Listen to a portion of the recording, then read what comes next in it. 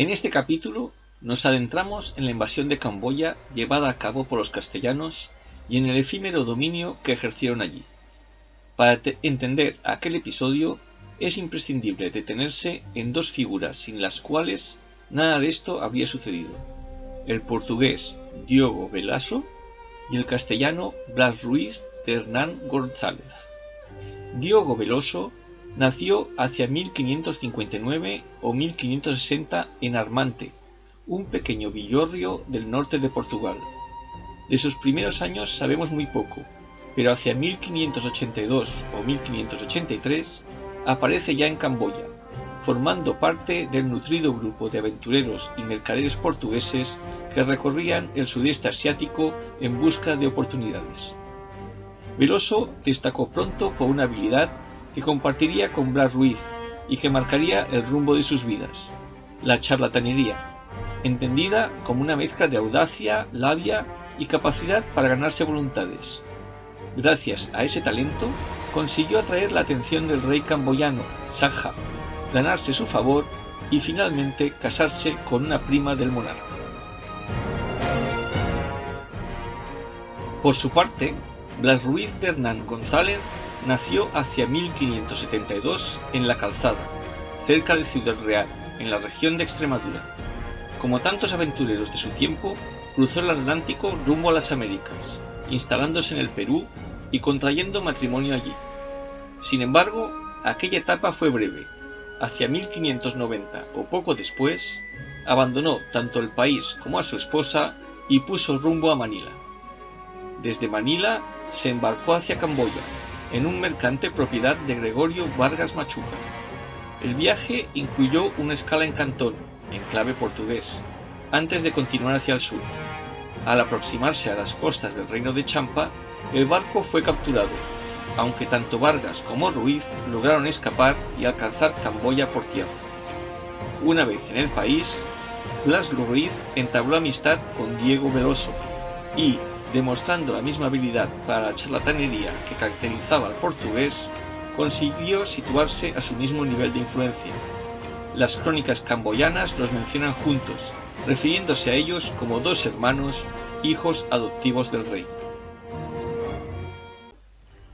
Velasco partió hacia Manila en septiembre de 1593, justo antes del ataque de Ayutthaya, con la intención de conseguir apoyo militar para Camboya. Sin embargo, los españoles estaban ocupados en una expedición a las Molucas y no ofrecieron más que palabras de cortesía y la vaga promesa de mediar en el conflicto. Cuando Velasco regresó a Camboya en febrero de 1594, se encontró con que la invasión ya estaba en marcha. El ejército camboyano fue derrotado y Blas Ruiz cayó prisionero. Las tropas de Ayutthaya avanzaron con rapidez hacia la capital, capturando Lobek y apresando también a Velasco, mientras el rey Sata huía hacia el rey Santor. Allí, lejos de encontrar estabilidad, tuvo que enfrentarse a un nuevo problema. Su primo lejano Reamea Chung Prey aprovechó el caos para dar un golpe de estado. Ante esta amenaza, Sata se vio obligado a huir precipitadamente, refugiándose en el reino de Champa junto con los restos de su corte. Camboya quedaba así sumida en el desorden.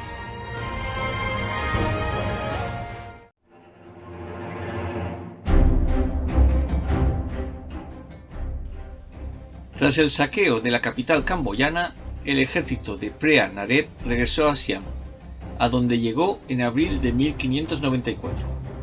Los prisioneros, entre ellos Velasco y varios misioneros, fueron enviados por tierra. El botín, en cambio, se cargó en un gran junco destinado a viajar por el mar. Blas Ruiz, junto con un pequeño grupo de prisioneros portugueses y españoles, fue embarcado en esa nave, que contaba con una guarnición siamesa y una tripulación compuesta por chinos y japoneses. A bordo, el viaje ofreció a Ruiz una oportunidad inesperada. Logró convencer a la tripulación de amotinarse contra los siameses, y, en algún punto de la travesía, estos fueron eliminados. El junco puso entonces rumbo a China, pero Ruiz volvió a intervenir. Españoles y japoneses protagonizaron un segundo motín, esta vez contra la tripulación china. Con un nuevo cambio de rumbo, el barco se dirigió finalmente a Manila, donde arribó el 20 de junio de 1594.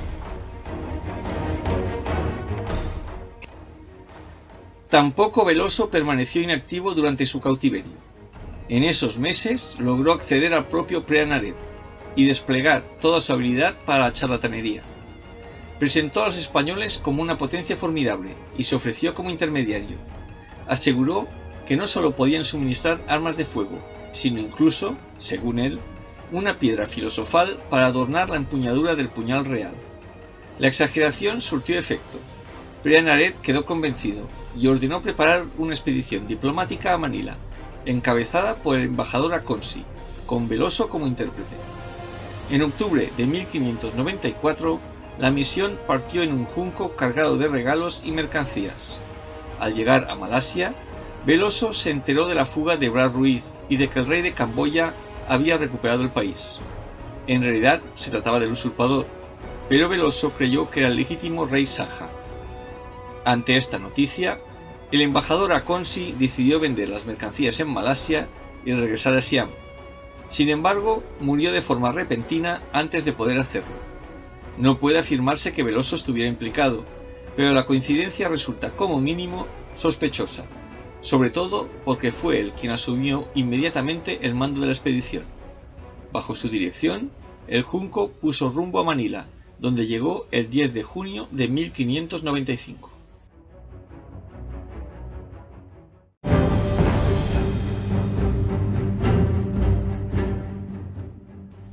Reunidos de nuevo en Manila, Veloso y Blas Ruiz comenzaron a trabajar para promover una intervención española en Camboya.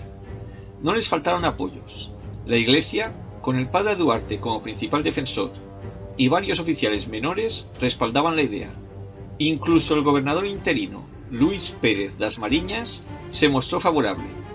En cambio, los altos mandos de las Filipinas consideraban la expedición un despilfarro de recursos que hacían falta en otros frentes, especialmente porque la pacificación interna del archipiélago estaba lejos de completarse. Entre los opositores más firmes se encontraban el teniente general de las islas Antonio de Morga y el general Juan Juárez Gallinato. Aun así, el peso político del gobernador resultó decisivo. Aprovechando ese respaldo, los dos aventureros se autonombraron embajadores del legítimo rey Saja.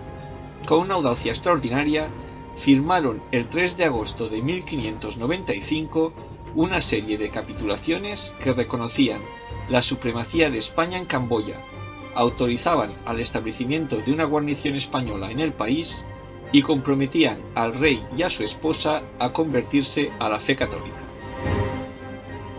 La expedición comenzó a organizarse con Ruiz y Veloso como subordinados del general Juan Juárez Gallinato, quien quedó nombrado comandante en jefe. Era un nombramiento llamativo, quizá revelador de que la confianza del gobernador en aquellos dos bribones no era precisamente sólida, especialmente teniendo en cuenta que el propio Gallinato se oponía al proyecto. Se reunieron 120 soldados españoles, pero pronto apareció un contingente inesperado.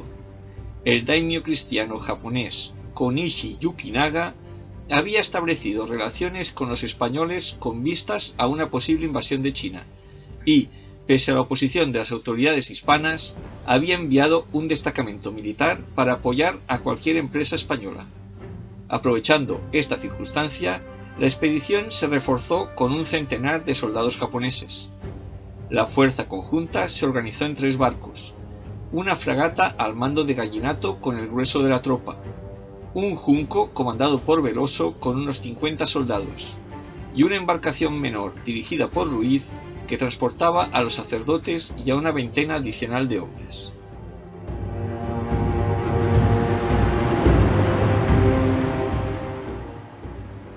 El 20 de enero de 1596, la expedición se puso por fin en marcha, partiendo desde Manila. Los 3 bajeles zarparon rumbo a Camboya, pero al aproximarse a sus costas, una tormenta los dispersó. Veloso logró alcanzar la desembocadura del Mekong y adentrarse en el país, mientras que la fragata de Gallinato fue arrastrada hacia el sur, en dirección a Malasia. Peor suerte tuvo el junco de Ruiz, arrojado contra la costa camboyana y quedó destruido, aunque, por fortuna, toda su tripulación consiguió ponerse a salvo. Lo único que había logrado llegar a Camboya eran 70 soldados, 50 españoles y 20 japoneses junto con los misioneros. Aún así, la pareja decidió seguir adelante. Las noticias que recibieron no eran menos sorprendentes. El rey Sangha había sido depuesto, y los mercenarios que él mismo había contratado se habían pasado al bando del usurpador, derrotando a la guarnición siamesa. El país estaba ahora bajo el control, aunque frágil, de Reamea Chung Prey. El usurpador recibió a la embajada española con cortesía, pero les ordenó permanecer en Phnom Penh, dentro del recinto destinado a las misiones extranjeras. Sin noticias de Gallinato, los días comenzaron a llenarse de inquietud, especialmente cuando un grupo de 6 juncos chinos se situó junto a su residencia y los marineros empezaron a lanzar insultos contra los españoles. La situación se descontroló con rapidez. Los juncos chinos fueron capturados, sus tripulaciones masacradas y varios comercios de la zona saqueados. Para colmo, un incendio se propagó por el barrio, arrasando varias casas de mercaderes chinos e incluso algunas pertenecientes a siameses. A los dos bribones les quedó claro que un incidente así no quedaría sin respuesta, de modo que decidieron tomar de nuevo la iniciativa. Un plan empezó a tomar forma en sus mentes. Lo esencial era no mostrar la menor señal de debilidad. Dejarían a 20 hombres y al padre Jiménez al cuidado de los juncos chinos y de sus mercancías, mientras que ellos, con 50 soldados y el padre Duarte, se dirigirían a la capital. Estaban convencidos de que, si lograban hablar con el rey, podrían persuadirlo de prácticamente cualquier cosa. Debían de ser finales de abril cuando la expedición, los 50 hombres, el padre Duarte, Blas Ruiz y Diego Veloso, se puso en marcha hacia el rey Sanzor. Pero, al llegar, el recibimiento distó mucho de lo esperado. Una muchedumbre de campesinos y soldados los aguardaba para abuchearlos, y, para empeorar las cosas, el rey se negó a recibirlos mientras no restituyeran los juncos y los bienes que habían sido tomados en Phnom Penh. Ante esta situación, los hispanos no tuvieron más remedio que levantar un campamento semifortificado en las afueras de la ciudad. Decididos a elevar la apuesta, esbozaron un nuevo plan. No estaban dispuestos a dejar la iniciativa en manos de los camboyanos, así que concibieron un audaz asalto al Palacio Real, evitando la vigilancia de la muchedumbre y del ejército, cruzando el río, el foso y la empalizada, neutralizando a la Guardia Real y capturando al rey. Todo ello con apenas 50 hombres. Una vez en su poder, razonaban, la situación volvería a quedar bajo control español.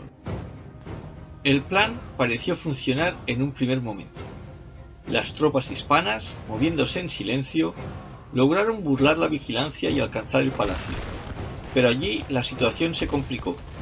Al ser descubiertos, se entabló un combate feroz con la guardia del rey. Habitación por habitación, los españoles avanzaron luchando a corta distancia. En una de esas estancias, 2 hombres armados se les abalanzaron con espadas desenvainadas y fueron abatidos de inmediato. Para su desesperación, aquellos 2 hombres resultaron ser el propio rey y su hijo. La tragedia no hizo sino empeorar la situación. Un incendio comenzó a propagarse por el palacio, y poco después el polvorín estalló. O quizá fue la explosión la que provocó el incendio, fuera como fuese, dejando a los hispanos atrapados en un palacete en ruinas y envuelto en llamas. En el exterior del palacete en llamas, la Guardia Real, junto con la muchedumbre, se lanzó al asalto. La Guardia Real actuaba de forma disciplinadamente organizada. Veloso fue herido y retirado de la primera línea, mientras Ruiz, blandiendo su alabarda, abatía en combate singular al capitán de la Guardia Real. Finalmente, durante una breve pausa en la lucha, fue el padre Duarte quien resolvió la situación. Ordenó formar en columna, y con los tambores y estandartes desplegados, La pequeña fuerza salió por las puertas de la fortaleza con paso firme. Los camboyanos, atónitos y paralizados ante la ferocidad y disciplina de los castellanos, no se atrevieron a interponerse. Repuestos del combate, el ejército camboyano inició la persecución, alcanzando y rodeando a los fugitivos a pocos kilómetros de Phnom Penh. Pero, como en una buena película de aventuras, en ese preciso instante, Gallinato y sus tropas llegaron a la ciudad. El general organizó de inmediato una partida de rescate, logrando abrirse paso y reintegrar a Veloso y a sus hombres al grueso de la tropa.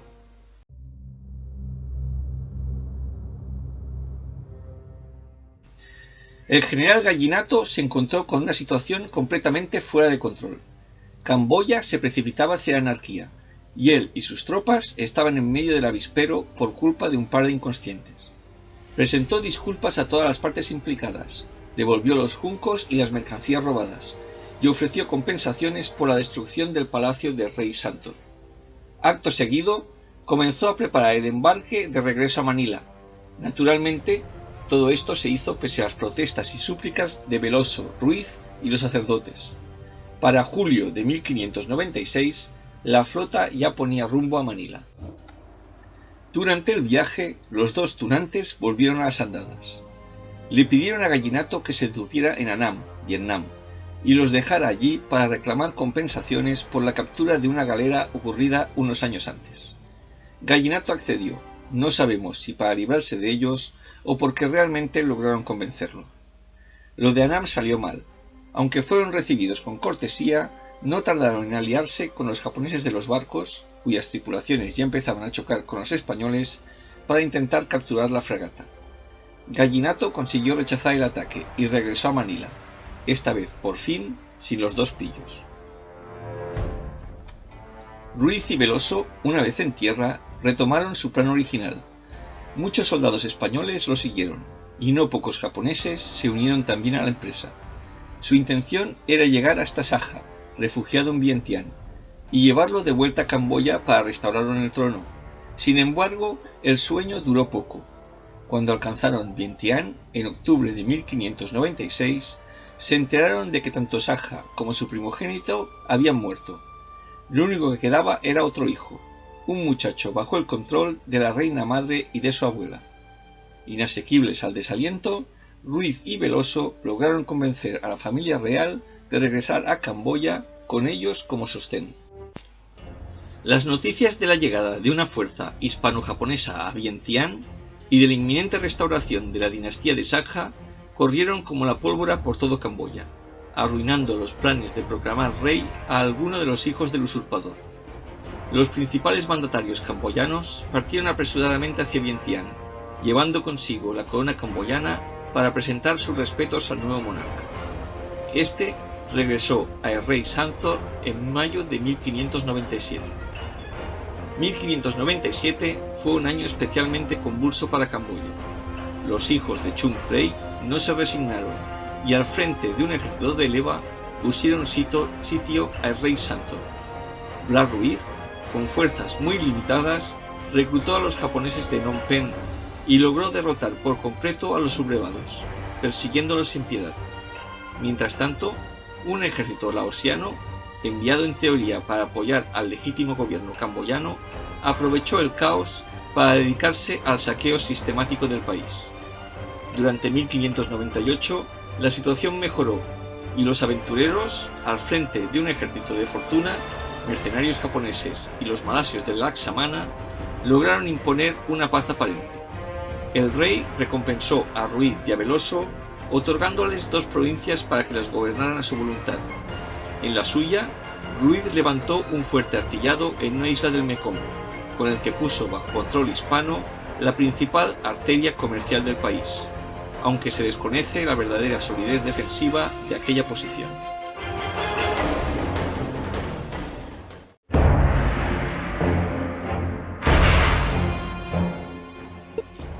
En Camboya, Ruiz y Veloso buscaban obtener una mayor ayuda de España para consolidar el nuevo orden, pero se toparon con la oposición frontal de las reinas madre y de Laksamana, respaldado por sus mercenarios malayos.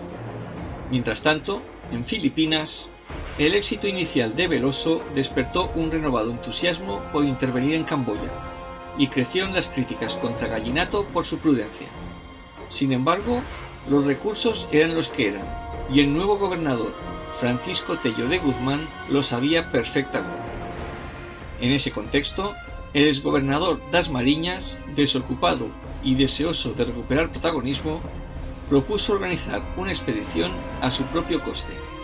Reunió a un buen número de aventureros, a varios sacerdotes y a nuevos oficiales, como los Ríos Coronel o Luis de Villafañé.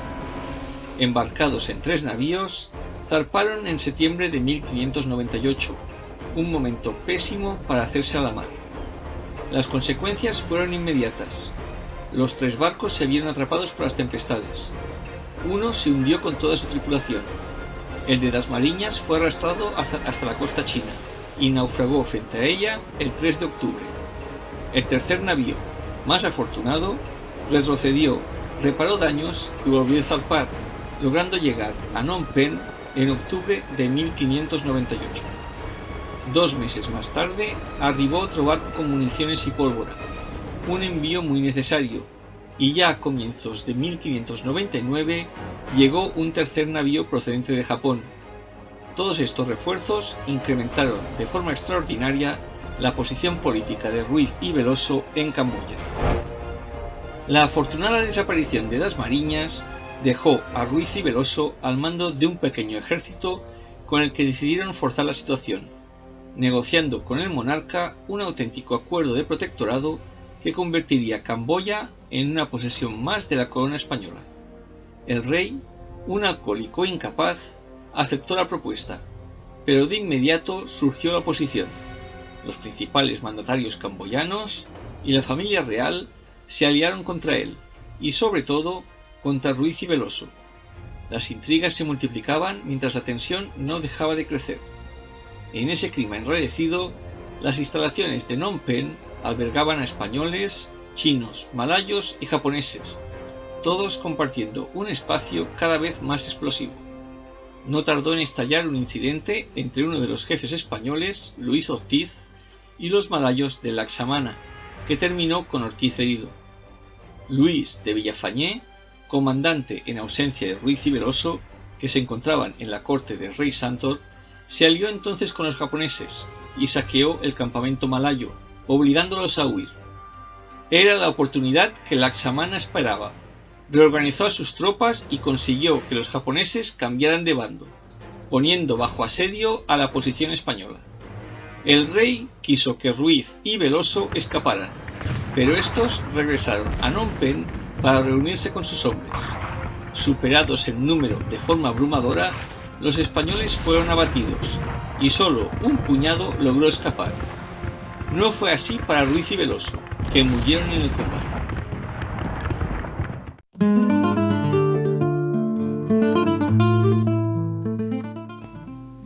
A fines de 1599, Laksamana ordenó asesinar al rey y colocó en su lugar a un hermano menor de Sata, Nehea An. Pero la jugada salió mal. El nuevo monarca puso fin de inmediato a la influencia malaya, expulsando y derrotando a Laksamana, que, con los restos de su ejército, terminó huyendo hacia Champa, donde finalmente murió. Las noticias de la aventura llegaron a España completamente distorsionadas, pero el asunto era tan exótico que no tardó en abrirse camino hasta las letras, con un protagonista inesperado. Gallinato asumió el papel central, y las hazañas de Ruiz y Veloso quedaron fusionadas en su figura, hasta el punto de que fue convertido en rey de Camboya. En 1604 se estrenó en Valladolid una obra de teatro basada en esta versión fantástica de los hechos. Los portugueses no tardaron en sumarse a la moda, publicando en Lisboa en 1607 una novela titulada Relación que contiene los venturosos y prodigiosos hechos de Juan Juárez Gallinato y de cómo llegó a ser rey de las provincias y reinos de Camboya. En un plano más docto, no solo españoles y portugueses escribieron crónicas sobre la expedición, también lo hicieron autores camboyanos e ingleses. Estos últimos la recogieron en la Cosmografía de P. Halley, publicada en Londres en 1654.